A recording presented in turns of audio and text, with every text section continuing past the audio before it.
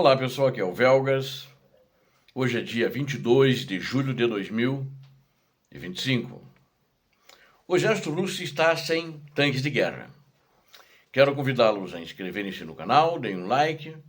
Você que não é inscrito, compartilhe e inscreva-se principalmente, porque aqui você vê a verdade. E a todos que estão assistindo o vídeo, peço que deem o like e compartilhem e façam seus comentários. Muito obrigado a todos. Os tanques são coisas preciosas numa guerra, a partir da Segunda Guerra Mundial, principalmente, sempre foram. E tiveram um papel muito importante. E as chamadas Blitzkrieg, que foram táticas de combate das tropas alemãs, do exército regular alemão, elas ficaram na história, que tiveram muito êxito. Eram grandes quantidades de tanques, centenas de tanques atacando em linha. E com a infantaria avançando a pé atrás. E teve sucesso, e os exércitos em geral usaram, né, com sucesso. E essa vez, nessa guerra, fizeram uma grande propaganda, inclusive desse nome em alemão, Blitzkrieg, né, que é uma coisa da criação do exército nazista. E o Hitler e o Putin no começo se vangloriava disso, que iam fazer Blitzkrieg, e eles tinham uma quantidade muito grande de tanques, né? Só que agora estão sem tanques, porque a guerra contemporânea, que é essa guerra atual, ela é uma guerra baseada muito em drones. Hoje eu diria para vocês, ao lado da artilharia e ao lado dos foguetes, essas são as três principais armas de defesa e de ataque de qualquer exército. E a Ucrânia fez um bom uso disso.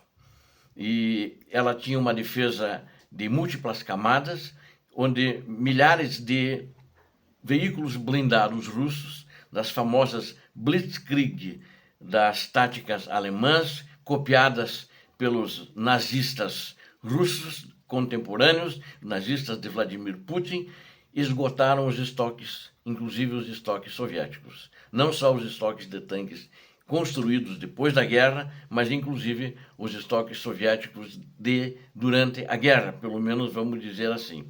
E esses estoques eram considerados infinitos. Todo mundo olhava para esses estoques com respeito, né? Assim como olhavam com certo respeito a Rússia, a grande Rússia, a mãe Rússia, o pai Rússia, a avó Rússia, sei lá o que, Rússia vai conquistar a Ucrânia em um mês, que aí vai cair a capital da Ucrânia. Não caiu, ninguém caiu e não conquistou. Mostrou que é um exército ruim, que não pode ser chamado de segundo melhor exército do mundo, nem aqui e em nenhum lugar do mundo, né? E o Estado, inclusive os relatórios, né, mostram uma estatística extraordinária no campo de batalha. Mais de 11 mil tanques russos destruídos, né? E as carcaças estão espalhadas pelas estepes ucranianas. É fácil de ver em qualquer vídeo, vocês devem ter visto isso.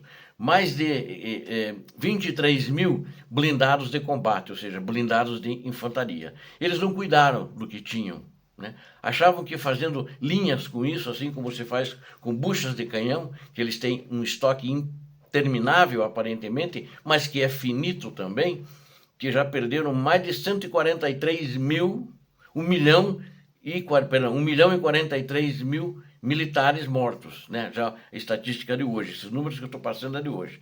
Mas eles acabaram ficando sem tanques, de mais de 30 mil sistemas de artilharia. Então eles tinham muito, acho que de fato em quantidade, uma quantidade muito grande. Mas é tudo uma velharia que não prestava para nada. E mostrou-se aqui que é uma velharia. Foram destruídos por drones, por artilharia da Ucrânia e por foguetes, né? Das defesas das tropas ucranianas.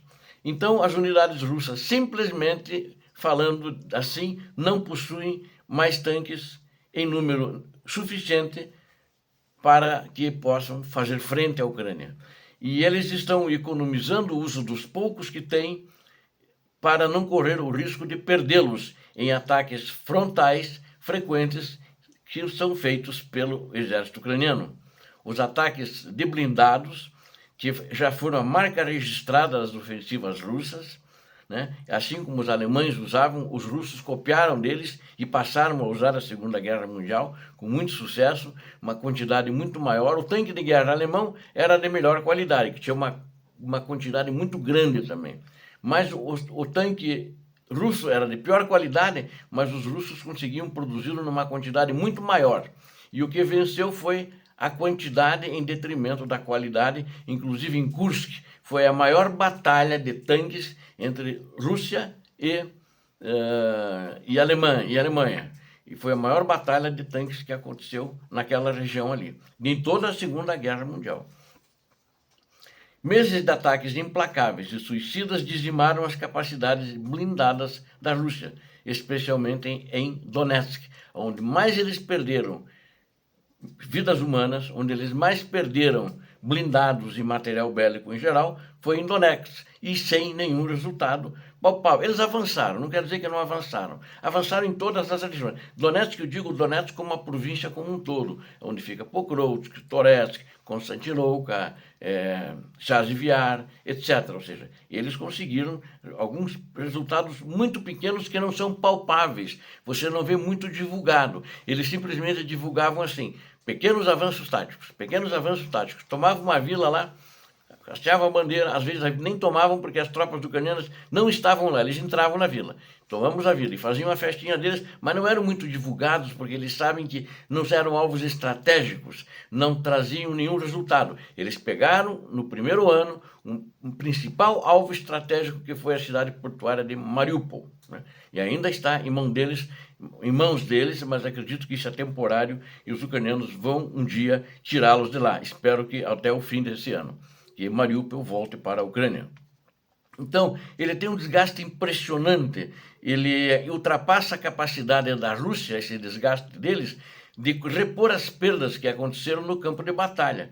A principal produtora de tanques da Rússia, a Ural-Vagonzavod, Ural-Vagonzavod, né? Principal produtora de tanques da Rússia, que produzia na média entre 200 a 250 tanques por mês, não consegue fabricar mais do que 20 novos tanques T-90, que é o tanque mais moderno que eles têm, por mês, né? Enquanto a Rússia, ela aumentou ligeiramente a produção em 17 tanques por mês, então ela estava produzindo 3 ou 4, no máximo 5, um número muito pequeno, e agora com esse aumento que houve aí a partir do ano passado. É uma produção limitada, ela é insignificante em comparação com as perdas em combate em curso. Além disso, a Rússia historicamente tem dependido de uma maneira muito forte da reforma de modelos da era soviética. Esses T-72 que foram todos destruídos pela Ucrânia, os T-80 e até os mais antigos, T-62, que é bem exatamente já, e o T-55, que é exatamente da Segunda Guerra, o 62 e o 65, 62 e o 55, a capacidade de reforma deles diminuiu. Eles pegaram dos estoques, não tiveram tempo nem de reformar e nem equipamento e material para reformar. Eles anteriormente eram capazes de restaurar de 80 a 100 tanques por mês. Em 2023, esse número caiu para menos de 30 tanques por mês. E agora, já no início de 2025, parece que caiu mais, mas é um número não informado.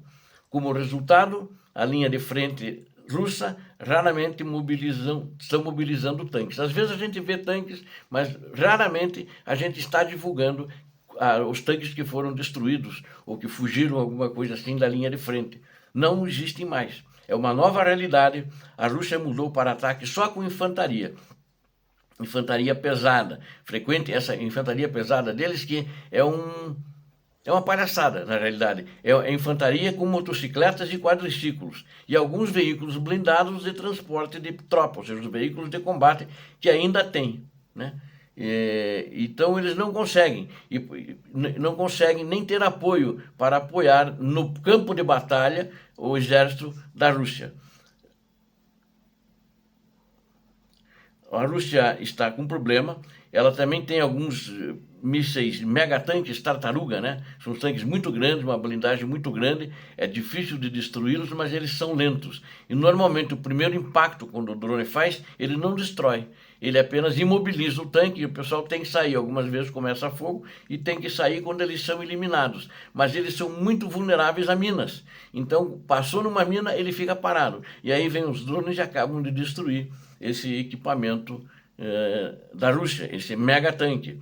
Então, a mudança de ataques mecanizados para operações focadas em infantaria e o uso de veículos blindados improvisados evidenciam a extensão do desespero russo de um exército derrotado, apesar das tentativas de modernização improvisada de tanques, a falta de tanques operacionais e a redução de recursos prejudicaram as capacidades ofensivas da Rússia, tornando a guerra tradicional que ela quis fazer contra a Ucrânia ineficaz contra o poder de fogo de precisão e a defesa bem organizada da Ucrânia, e mostrou a incompetência dos comandantes e do ditador da Rússia em conduzir uma guerra que eles pessoalmente não tinham condições nem estratégias claras, apenas fajutas, para tentar uma vitória contra a Ucrânia que não chegou e não chegará. Muito obrigado a vocês que assistiram esse vídeo. Conto com vocês. Inscrevam-se no canal. Você que não é inscrito, inscreva-se. Você aqui acabou de ver a verdade. Deus abençoe a todos vocês. Deus abençoe a Ucrânia. Deus abençoe o Brasil. Paz e bem. Paz para toda a humanidade.